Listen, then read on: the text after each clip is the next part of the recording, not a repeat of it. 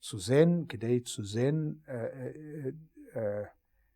lebendig jiddisch leben darf man gehen zu die Charedim. Und wenn ich bin gewesen in New York, das erste Mal im 98. Jahr, bin ich in einem Tag gefahren in Williamsburg und Borough Park, weil ich hab gewollt, sich zuhören zu Jiddisch in a natürlicher Zwiebel. Und ich kann nicht sagen, als die Menschen dort haben mich aufgenommen mit offenen Ohren. Es ist nicht gewesen so, aber sie sind gewesen freundlich zu mir. Und sie haben geredet mit mir, sie haben verstanden, als ich bin nicht kein Sakone für sie.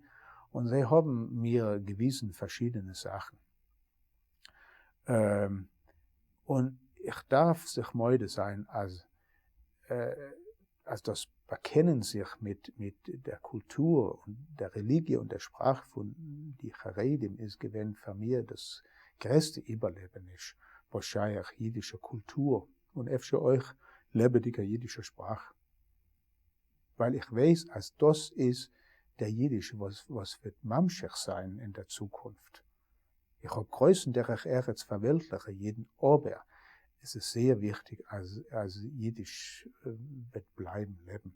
Und Jiddisch wird nur bleiben leben zwischen Charedim.